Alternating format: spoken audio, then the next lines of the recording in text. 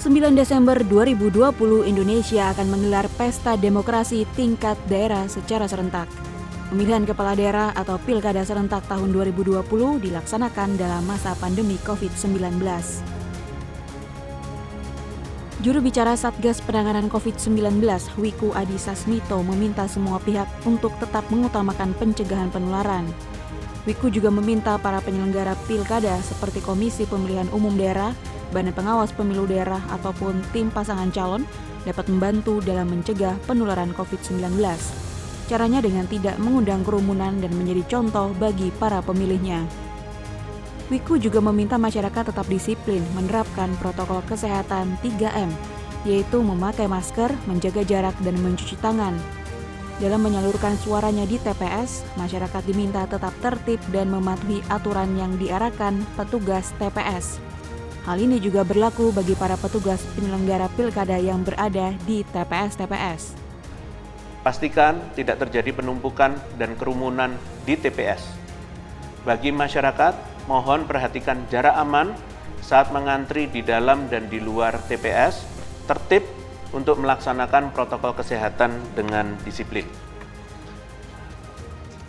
Mari kita semarakkan pesta demokrasi ini dengan aman, serta tetap mengutamakan protokol kesehatan di setiap sendinya.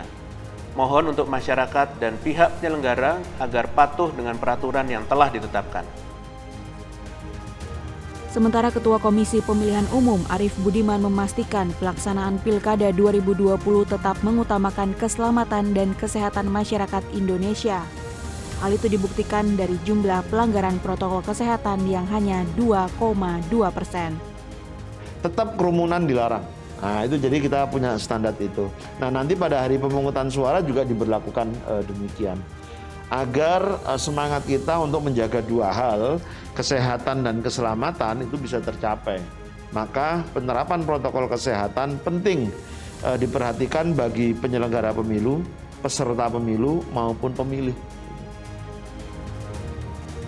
Arief mengakui KPU tidak bisa bekerja sendiri untuk menggelar pilkada di tengah wabah COVID-19 ini. Tantangan yang dihadapin pun lebih besar. Arief berharap seluruh pihak-pihak terkait bisa membantu KPU menyukseskan pesta demokrasi yang aman dari COVID-19. Sebab pesta demokrasi merupakan pesta rakyat Indonesia, sehingga keselamatan rakyat harus dijaga. Tim Liputan, Jawa Post TV.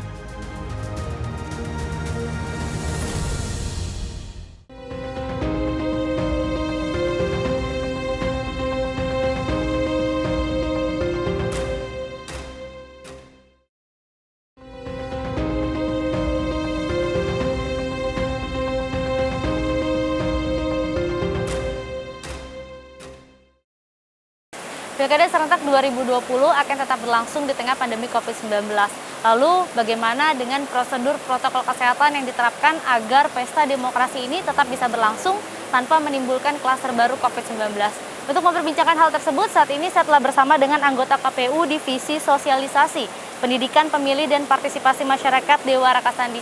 Halo Pak Dewa, apa kabar? Ya, baik Mbak. Sehat-sehat ya. Alhamdulillah. Ya. Pak, ini kan Pilkada serentak tetap berlangsung ya Pak ya, di 270 daerah. Betul. Lalu ya. bagaimana sih Pak penerapan protokol kesehatan agar saat pesta demokrasi ini berlangsung tidak menimbulkan klaster baru COVID-19? Jadi kami telah mempersiapkannya dimulai dari pembentukan peraturan KPU ya. Peraturan KPU nomor 6 tahun 2020 dan perubahannya. Jadi peraturan KPU ini memang dikhususkan ya untuk penyelenggaraan pilkada di masa pandemi. Jadi protokol kesehatan itu diterapkan ya secara ketat ya berdasarkan peraturan kami itu dalam setiap tahapan ya, mulai dari tahapan pemutaran data pemilih, kemudian masuk ke dalam pendaftaran pasangan calon ya dan lain sebagainya. Nah, sekarang tahapan yang sedang berjalan adalah masa kampanye ya, dan sebentar lagi kurang dari 1 bulan, yaitu pada tanggal 9 Desember 2020 kita akan memasuki hari pemungutan dan penghitungan suara begitu. Untuk sosialisasi protokol kesehatannya bagaimana nih Pak? Baik untuk pemilih terutama yang ada di daerah-daerah, karena kan agak sulit terjangkau ya Pak ya dengan sistem informasi. Ya, jadi metode sosialisasi yang kami terapkan ya itu mengkombinasikan dua hal ya. Jadi sosialisasi secara konvensional itu tetap dilakukan, tetapi dilakukan pembatasan terhadap peserta yang hadir ya, agar tidak terjadi kerumunan di situ. Tatap muka ya bentuknya dan lain sebagainya. Tetapi kami juga mendorong sosialisasi dalam bentuk online ya, misalnya melalui media dalam jaringan. Jadi kami baik KPU RI ya, KPU provinsi maupun KPU kabupaten kota ya terus intensif ya melakukan upaya sosialisasi, karena yang disosialisasikan ini tidak semata-mata soal bagaimana pilkada itu diselenggarakan, soal-soal teknis penyelenggaraan pilkada, tetapi juga bagaimana tentang protokol kesehatan. Dan ini penting sekali bagi kami agar masyarakat mengetahui ya bahwa pilkada ini di samping dimaksudkan agar tetap berlangsung dengan demokratis, juga memberikan perlindungan ya bagi kesehatan dan keselamatan ya para pihak yang terlibat di dalamnya. Oke, Pak, DPR, KPU, dan Bawaslu ini kan sudah menyepakati 16 aturan saat berlangsungnya pilkada di 270 daerah nanti. Boleh dijelaskan Pak mungkin 16 aturan tersebut apa saja sih Pak isinya? Jadi begini, pada prinsipnya ya, protokol kesehatan itu kan bukan hanya untuk penyelenggaraan tahapan ya. Nah, yang saya sebutkan tadi adalah sebagian daripada ketentuan tentang protokol kesehatan itu sendiri. Jadi pada prinsipnya bagaimana setiap penyelenggara misalnya paling tidak dia menggunakan masker ya untuk menghadiri suatu kegiatan. Kemudian di tempat kegiatan itu dilakukan ya, termasuk di tempat pemungutan dan penghitungan suara, itu juga sudah diatur ya sebagaimana saya sampaikan tadi. Jadi desain TPS ya diatur dengan memperhatikan jaga jarak ya, tidak bersalaman, kemudian dilakukan disinfektan secara berkala untuk memastikan bahwa tempat kegiatan itu nanti adalah steril ya, dan seterusnya dan seterusnya. Jadi aturan-aturan itu dimaksudkan tentu bukan semata-mata aspek teknisnya ya yang ingin kami tekankan, tetapi juga bagaimana memastikan ya potensi penyebaran atau penularan pandemi COVID itu dapat kita hindarkan ya pada saat masyarakat pemilih khususnya datang ke TPS menggunakan hak pilihnya. Oke. Ya. Kesulitan apa sih Pak yang dihadapi oleh KPU sebagai penyelenggara khususnya saat melakukan simulasi, sosialisasi kepada masyarakat? Karena kan ini masih pandemi ya Pak ya? Jadi begini, ini kan hal yang baru. Jadi dalam budaya kita ya, misalnya kalau kita ketemu orang lain ya, kerabat ya, atau orang yang kita hormati, tentu kita bersalaman ya. Kalau ada kemudian hajatan ya, kemudian ada kegiatan-kegiatan pemilu atau pilkada di masa lalu sebelum masa pandemi ini, kita kan selalu menekankan bagaimana masyarakat itu berpartisipasi. Artinya terjadi kerumunan massa ya, banyak orang yang hadir. Nah itu memang tidak menjadi soal ketika tidak ada situasi bencana non alam seperti pandemi saat ini.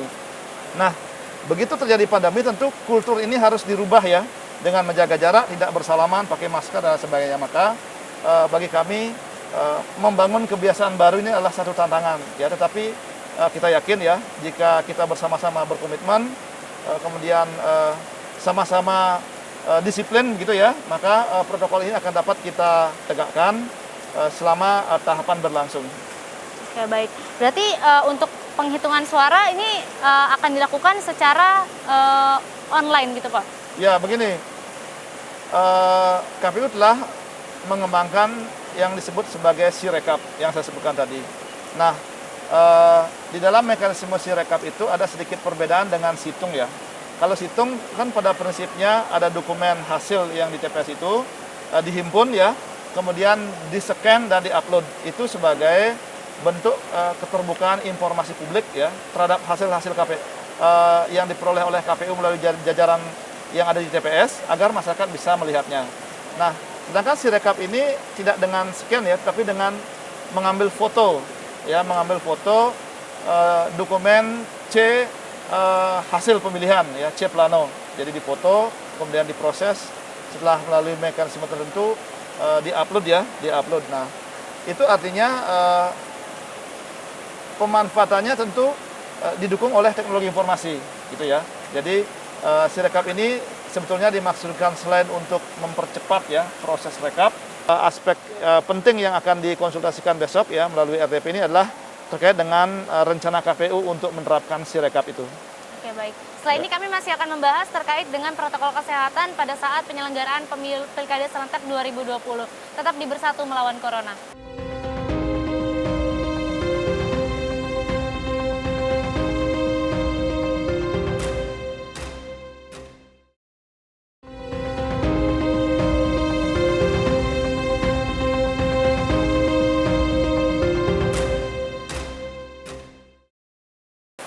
Masih di Bersatu Melawan Corona. Pak Dewa, ini tadi kan kita memperbincangkan terkait dengan Sirekap ya Pak ya. Lalu bagaimana dengan sistem informasi, sistem teknologinya Pak? Maksudnya agar akurat seperti itu Pak Sirekapnya, untuk menghindari adanya hacker-hacker seperti itu.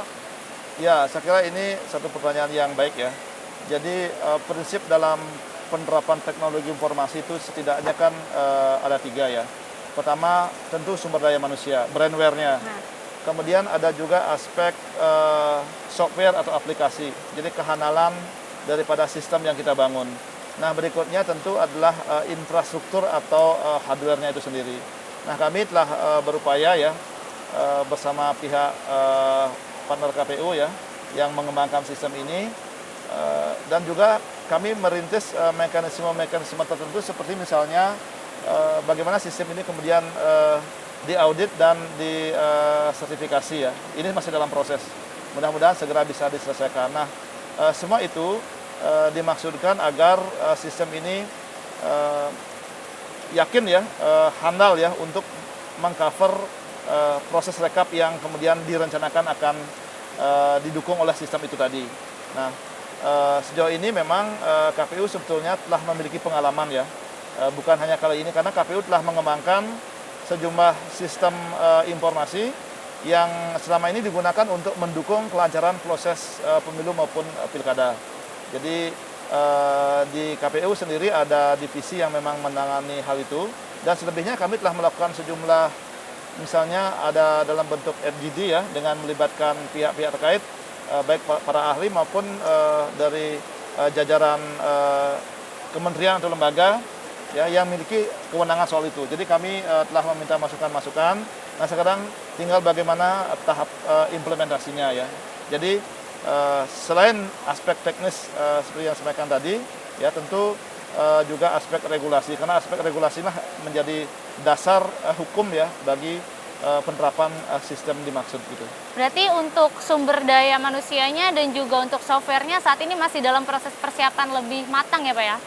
Betul, jadi kami telah melakukan berbagai langkah ya. Jadi kalau regulasi, rancangan perubahan PKPU-nya sudah disiapkan, sudah diuji publik ya. Nah besok akan dilakukan konsultasi, itu regulasi. Kemudian sumber daya manusia kami telah melakukan sejumlah simulasi dan bimbingan teknis ya. Itu proses itu sedang berjalan sekarang.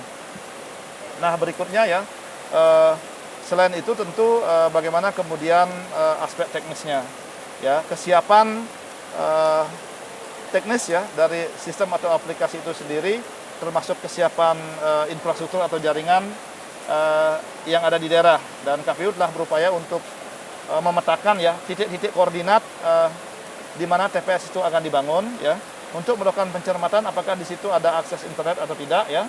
Dan jika memang tidak ada akses internet, tentu harus disiapkan mekanisme lain di mana kemudian tempat ya untuk mengupload ya daripada data yang ada di TPS itu bisa dilakukan. Oke, Pak, berdasarkan data yang dihimpun oleh Badan Pengawas Pemilu, ada sekitar 1.300 pelanggaran tahapan pilkada pada saat pandemi COVID-19 ini. Di dalamnya itu termasuk cukup banyak adalah pelanggaran protokol kesehatan. Mungkin apa saja sih Pak bentuk pelanggaran yang dilakukan? Ya, jadi begini, ini kan daerah yang menyelenggarakan pilkada cukup banyak ya, ada 270 daerah ya, dan ada pasangan calon lebih dari 700 pasangan calon ya di seluruh daerah yang menyelenggarakan pilkada. Sementara masa kampanye cukup panjang ya, cukup panjang, itu selama 71 hari ya, begitu. Nah, tentu di dalam proses pendengaran kampanye itu kami telah melakukan upaya sosialisasi, rapat koordinasi ya untuk menyampaikan aturan-aturan termasuk apa yang boleh dilakukan dan apa yang tidak boleh dilakukan. Namun demikian, jika terjadi pelanggaran terhadap aturan itu, tentu pihak yang berwenang ya untuk mengambil tindakan ya baik berupa pencegahan maupun penindakan itu ada di Bawaslu. Nah, kalau kita lihat jenis pelanggaran ya yang mungkin terjadi di lapangan, bisa saja misalnya pelanggaran administrasi. Pelanggaran administrasi misalnya ada pasangan calon yang kemudian melakukan kampanye yang tidak disertai dengan surat pemberitahuan ya dari pihak kepolisian misalnya. Nah, kemudian bisa juga dalam bentuk penempatan alat peraga kampanye yang tidak sesuai dengan zonanya dan seterusnya. Kemudian bisa juga ada pelanggaran yang berpotensi pada unsur pidana ya, yang unsur pidana ketika ketentuan-ketentuan pidana itu dilanggar. Nah, jadi ini tentu tidak kita harapkan ya, meskipun memang fakta menunjukkan di sejumlah daerah bahwa pelanggaran itu masih terjadi. Nah, ke depan kami berharap ya, KPU berharap di sisa waktu masa kampanye yang masih ada ini kami himbau semua pihak ya, baik jajaran kami sendiri ya, KPU, kemudian juga peserta pilkada, pasangan calon dan tim kampanye dengan masyarakat pemilih juga kami harapkan untuk bersama-sama ya mematuhi aturan, kemudian disiplin dengan protokol kesehatan sehingga tidak kemudian banyak terjadi pelanggaran begitu. Kalau pelanggaran terkait dengan protokol kesehatan itu paling banyak bentuknya apa sih Pak yang dilanggar? Jadi begini ya, kalau kita lihat di dalam peraturan KPU nomor 13 tahun 2020 tentang kampanye misalnya, kalau dikaitkan dengan kampanye, di situ diatur ya, misalnya ada pertemuan tatap muka, ya pertemuan tatap muka atau pertemuan terbatas. Menurut ketentuan itu maksimal jumlahnya kan 50 orang. Bisa jadi di lapangan ketika bentuk kampanye itu dilakukan yang hadir lebih dari 50 orang. Nah, ini tentu tidak mudah ya bagi panitia. Karena jika tokoh itu atau pasangan calon itu disegani masyarakat, dia misalnya mengundang 50 yang datang bisa 75 ya. Iya. Jadi karena ingin mendengarkan kampanyenya begitu. Nah, ini suatu problematika di lapangan. Namun demikian yang perlu diingat adalah bahwa aturan ini perlu ditaati karena ini di samping untuk memastikan pilkada itu tertib ya, tertib hukum ya, taat kepada aturan-aturan, juga kita ingin menjaga kesehatan. Nah, oleh karena itu sosialisasi itu juga penting kepada masyarakat. Ya, jika kemudian jumlah itu sudah sampai pada batas maksimal ketentuan, ya agar juga bisa mengatur diri ya, apakah mungkin pada jam berikutnya atau pada kesempatan yang lain begitu. Sanksi apa sih Pak yang diberikan kepada para calon kepala daerah yang melanggar aturan yang telah ditetapkan? Kalau kita bicara terkait dengan sanksi yang ditetapkan ya, dalam kaitannya dengan penerapan protokol kesehatan ya, misalnya begini, jika terbukti melanggar, ya menurut peraturan yang ada di PKPU kami, bisa saja nanti Bawaslu merekomendasikan untuk diberikan peringatan tertulis, begitu. Selain peringatan tertulis, bisa juga nanti dihentikan atau dibubarkan kampanye yang melanggar itu, ya. Itu bentuk sanksi yang bisa diberikan. Ada juga sanksi lain, misalnya karena sudah beberapa kali diperingatkan, kemudian sudah pernah dihentikan atau dibubarkan karena melanggar, itu bisa juga dikurangi hari kampanyenya. Ya, jadi misalnya diberikan sanksi untuk tidak berkampanye selama 3 hari misalnya begitu. Ya, jadi dan hal-hal semacam itu memang sudah diatur ya di dalam peraturan KPU dan ketentuan ini juga sudah diterapkan oleh Bawaslu di lapangan. Nah, sekali lagi itu peristiwa yang sudah terjadi ya. Nah, ke depan masa kampanye ini kan kurang dari 1 bulan ya. Jadi ada beberapa waktu sampai kemudian terakhir 5 Desember nanti. Kami berharap sebetulnya semua pihak mentaati aturan ini sehingga publik melihat satu kampanye yang memang tertib ya. Kampanye silahkan, karena ini kan masa kampanye. Iya. Karena ini masa kampanye, kami mempersilahkan untuk berkampanye. Tetapi kampanye yang tertib dari segi aturan, dari segi waktu maupun dari segi protokol kesehatan itu sendiri. Oke. Kalau dari KPU sendiri, ada nggak sih setiap calon kepala daerah diminta untuk mengeluarkan ide atau gagasan untuk mengatasi pandemi COVID-19 ini, Pak? Ya, begini. Sebagai contoh ya, kalau kami KPU itu memfasilitasi kampanye, ada salah satu bentuk kampanye misalnya debat terbuka antar pasangan calon. Ya, saya kira debat ini berlangsung saat ini ya, sampai kemudian masa kampanye itu berakhir. Nah, kalau kita lihat di dalam peraturan KPU, maka selain tema-tema yang sudah diatur dalam undang-undang, kami telah menambahkan ya melalui mekanisme yang ada, itu tema debat yang relevan dengan situasi COVID. Ialah bagaimana misalnya kebijakan, strategi, dan langkah-langkah yang diambil oleh pasangan calon ya dalam rangka mengatasi penyebaran COVID ini. Dan di sejumlah debat atau kampanye yang sudah berjalan, isu-isu ini juga sudah mulai diangkat ya dalam penyelenggaraan kampanye. Oke, baik, terima kasih Pak Dewa atas waktunya untuk berbincang dengan Jawa Post TV. Berarti memang kita harapkan semoga pilkada ini bisa berlangsung secara sehat, para masyarakat dan juga calon kepala daerah bisa menerapkan protokol kesehatan yang ketat agar pada saat penyelenggaraan pilkada nanti tidak terjadi ataupun tidak menimbulkan klaster baru COVID-19. Terima kasih Pak Dewa atas waktunya sekali lagi. Ya baik pemirsa, demikian perbincangan kami dengan anggota KPU Divisi Sosialisasi Pendidikan Pemilih dan Partisipasi Masyarakat Dewa Rakasandi. Sampai bertemu di episode selanjutnya.